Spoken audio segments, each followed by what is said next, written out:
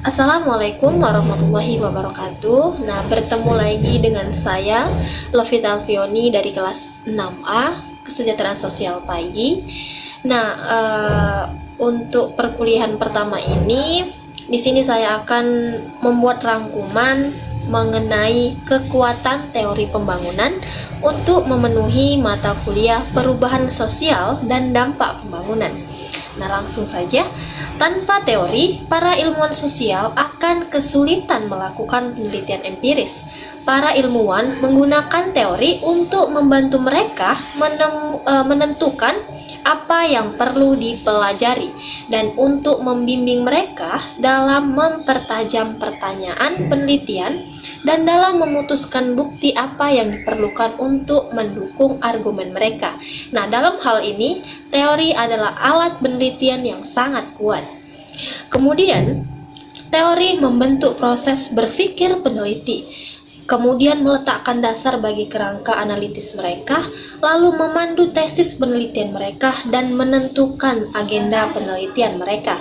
Teori juga mengarahkan penelitian untuk mengadopsi metodologi tertentu, kemudian menarik mereka untuk memeriksa kumpulan data tertentu dan mempengaruhi mereka untuk menarik kesimpulan dan implikasi kebijakan tertentu. Lalu, teori menuntut kesetiaan ilmuwan sosial. Ketika peneliti telah membenamkan diri dalam mazhab teoritis tertentu, mereka cenderung mengembangkan pandangan etnosentris yang berpikir bahwa mazhab teoritis mereka sendiri adalah yang terbaik di dalam bidangnya. Kemudian, dinamika dan persaingan antara mazhab.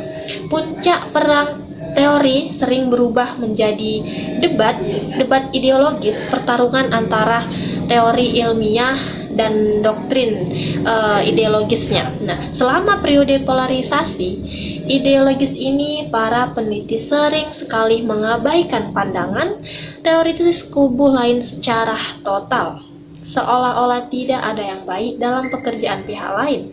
Kemudian, hanya setelah perdebatan emosional mereka, para ilmuwan sosial dari kubu yang berbeda dapat saling mendekati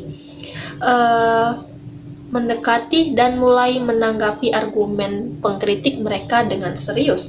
Belajar dari kesalahan masa lalu mereka, ilmuwan sosial itu secara bertahap dapat memasukkan poin yang kuat dari kritik mereka ke dalam mazhab teoritis mereka sendiri.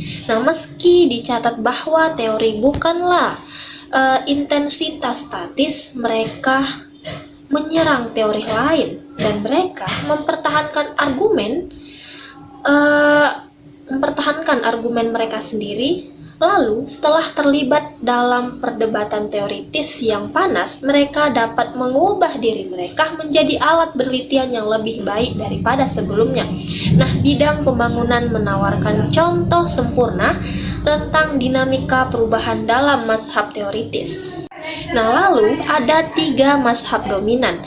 Pada akhir tahun 1905, bidang pembangunan didominasi oleh aliran modernisasi. Kemudian di akhir tahun 1960-an, mazhab ini ditantang oleh mazhab ketergantungan radikal. Lalu di akhir tahun 1970-an, mazhab sistem dunia bangkit untuk menawarkan mazhab alternatif untuk mengkaji isu-isu pembangunan. Dan di akhir tahun 1980-an, tampaknya ketiga mazhab ini bergerak menuju konvergensi. Nah, itulah tadi yang saya bisa paparkan dalam perkuliahan pertama ini tentang kekuatan teori pembangunan untuk pada mata kuliah perubahan sosial dan dampak pembangunan. Nah, itu saja yang dapat saya sampaikan. Lebih dan kurang saya mohon maaf. Assalamualaikum warahmatullahi wabarakatuh.